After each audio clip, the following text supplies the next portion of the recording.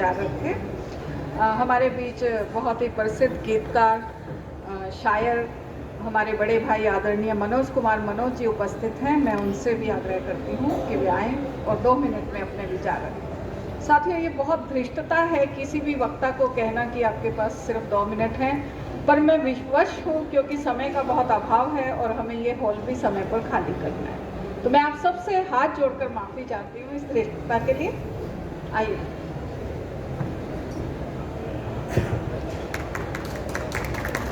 मंच को प्रणाम करता हूँ। बहुत अच्छी बात अभी प्रवासी साहित्यकारों के बारे में बोली गई है।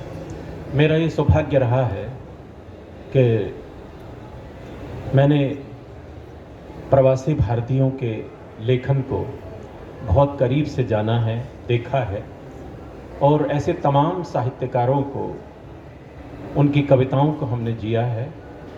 और जब से भारत से बाहर जाना शुरू किया है तो उनकी कविताओं को सुना है, महसूस किया है और देखा है। ये सौभाग्य है मेरा कि बहुत सारे देशों में जाना हुआ और वहाँ के साहित्यकारों से आमने सामने भेंट भी हुई। और उनमें बहुत सारे नाम हैं। रामदेव धुरंधर जी हैं मॉरिशस से, और भाई तेजेंद्र शर्मा हैं लंदन से, अरुणा सब्रवाल जी आपके सामने बैठे हैं। बहुत सारे नाम हम ले सकते हैं, लेकिन हमारे साहित्यकार जो हमारे देश से बाहर जाके जो हिंदी का परचम फहरा रहे हैं, उनके बिना हिंदी की जो परिकल्पना है, हिंदी को पूर्ण रूप से नहीं कहा जा सकता। और बहुत ज़्यादा समय नहीं है, बस केवल आपको प्रणाम करने आया था इस मंच से। और कविता के लिए बिल्कुल समय नहीं है।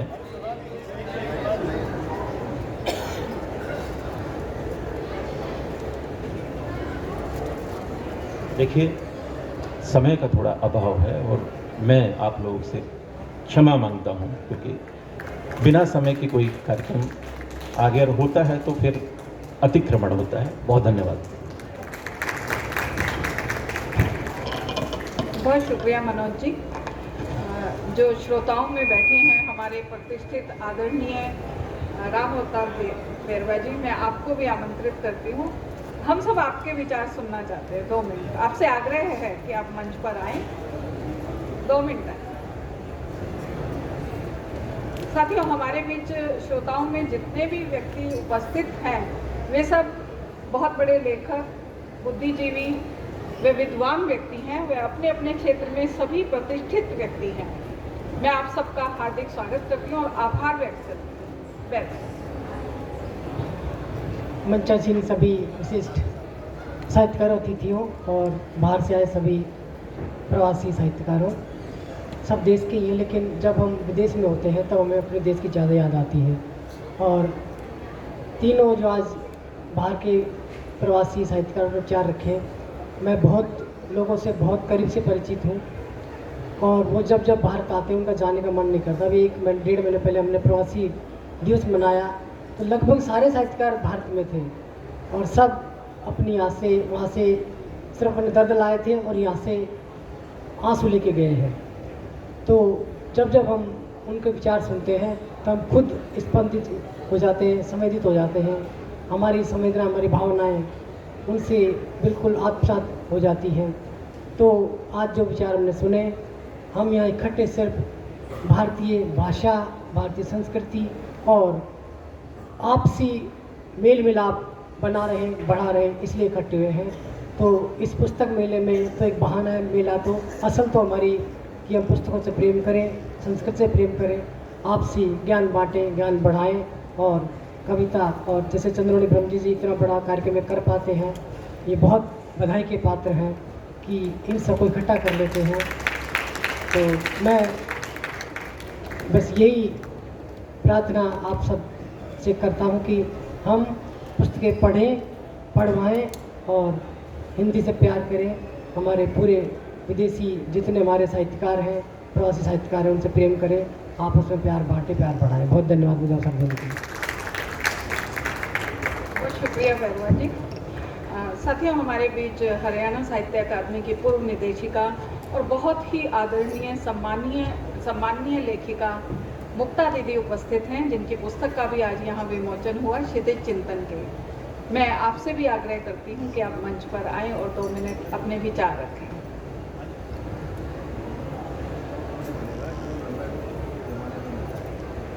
स्वागत है आपका दीदी।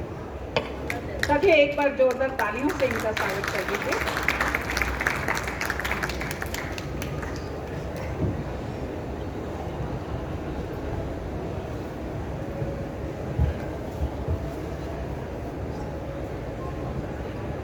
मंच को और आप सबको नमस्कार कहती हूँ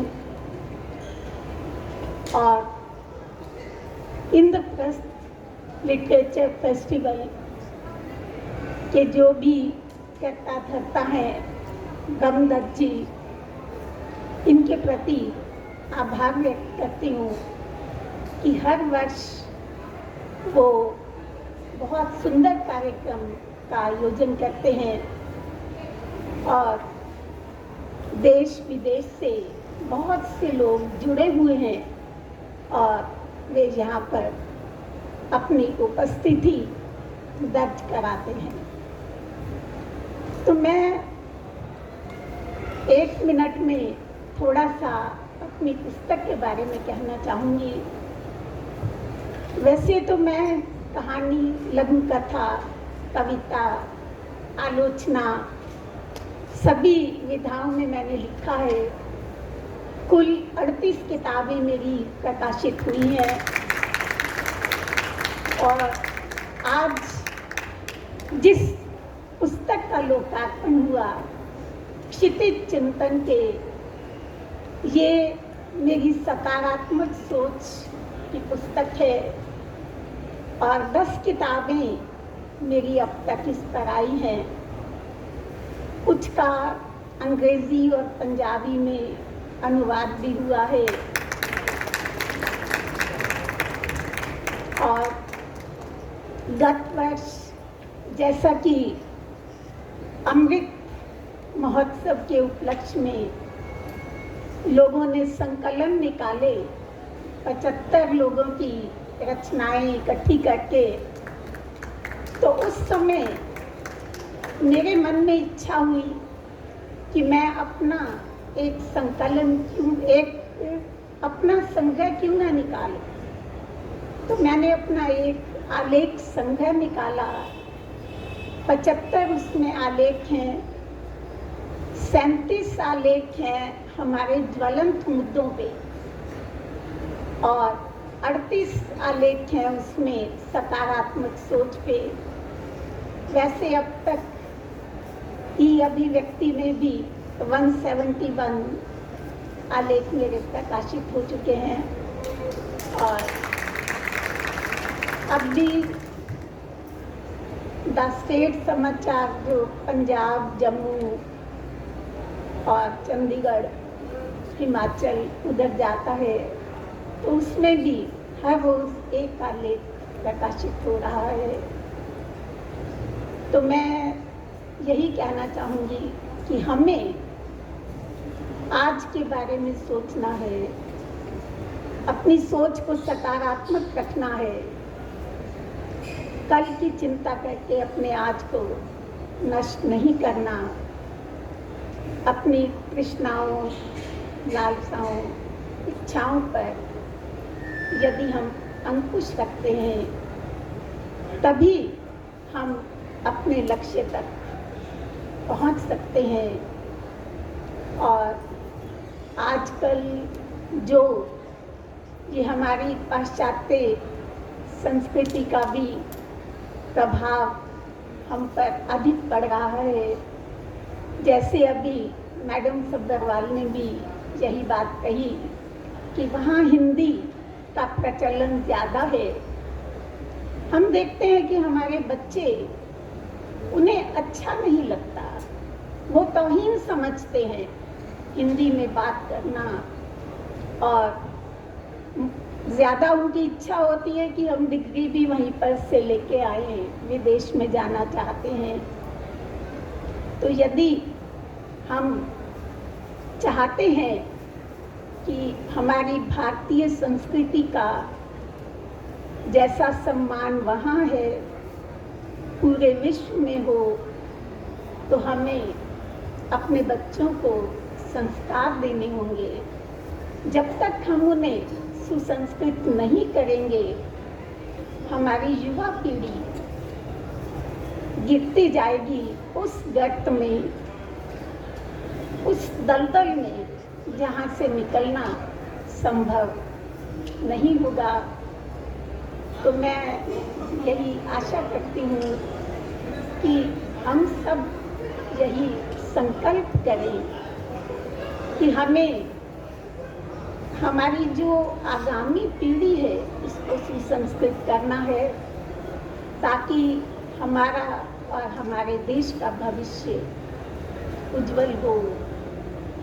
और 4 पंक्तियाँ कहती हूँ, राह को मंजिल बनाओ तो कोई बात बने, जिंदगी को खुशी से बिताओ तो कोई बात बने।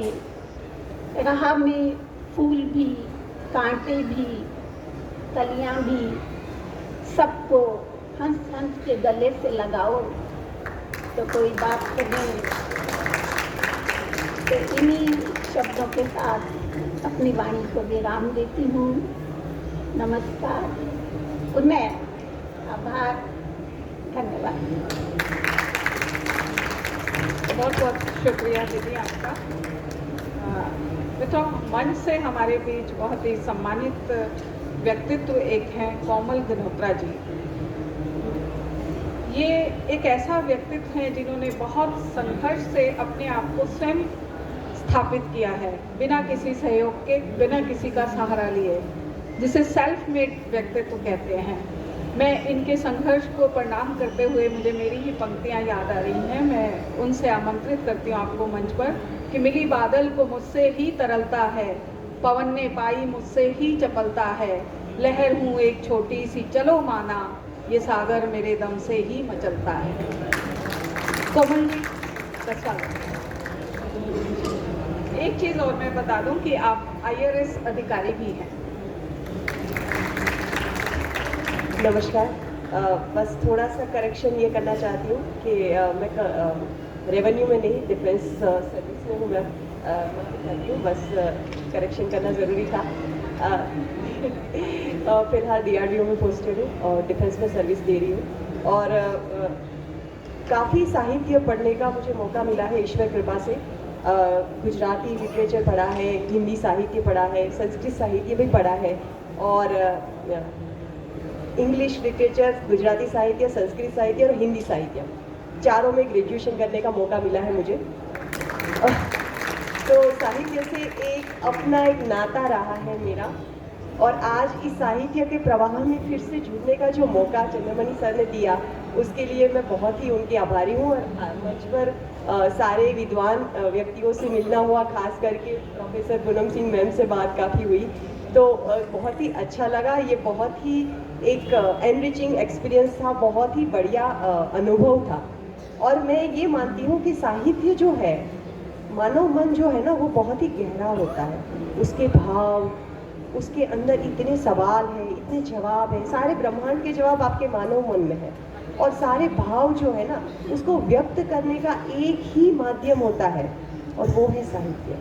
और इस साहित्य से हम जुड़े रहें और हिंदी की सेवा करते रहें, और ऐसा मौका हमें मिलता रहे, यही आशा के साथ प्रणाम।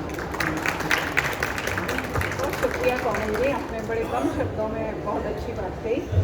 हमारे बीच प्रोफेसर पूनम सिंह जी भी उपस्थित हैं। मैं आपसे भी आग्रह करती हूँ कि आप आएँ और अपने विचार हम सबके समक्ष रखें। सभी को नमस्कार।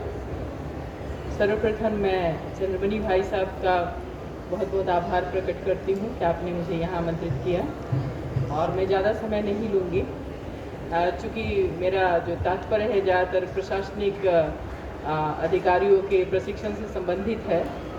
तो ये जो अभी लिटरेचर फेस्टिवल, लिटरेचर कोई भी हो, उसका सार गर्भ जो अर्थ मुझे यही लगता है कि to be a good human being, एक अच्छा व्यक्ति बनना। आप शेक्सपियर का भी पढ़ेंगे, उसमें बहुत कुछ पाएंगे। तो ये जो लिटरेचर हमारे जो हिंदी, खास करके हमारी जो भाषा है हिंदी, मैं इतना ही कहना चाहूँगी कि पूरे जीवन का सार, चाहे बचपन से चाहे अभी तक जो भी देखा, चाहे आप नौकरी में हो, घर में हो, कहीं भी हो, बस एक ही उसकी ये है कि टू एक अच्छा इंसान बनना। इस लिटरेचर के पीछे भी यही भावना होती है, चाहे वो कविता के रूप में हो, कहानी के रूप में हो, किसी भी रूप में हो, उसका सिर्फ एक ही भाव है, अच्छा व्यक्ति बनना, जो कि मानवाधिकार की प्राप्ति और समतामूलक समाज के निर्माण में, गरीबी एवं अंधविश्वास उन्मूलन में, लोकतांत्रिक प्रणाली के सफल संचालन में शिक्षा की अहम भूमिका है। अतः यह सबको परम और अत्यंत सुलभ होना अति आवश्यक है। तो education means not a degree, education means to implement in your self. So this is my, ये मेरा ये है हिंदी और सभी साहित्य को मेरा बहुत बहुत नमस्कार, धन्यवाद, नमस्कार। बहुत शुक्रिया पूनम जी। साथियों, हमारे बीच अनिल कुमार सिंह जी हमारे विशिष्ट अतिथि उपस्थित हैं मंच पर। मैं आपसे आग्रह करती हूं कि आप आएं, इस कार्यक्रम के बारे में और इस संस्था के बारे में अपने विचार रखें।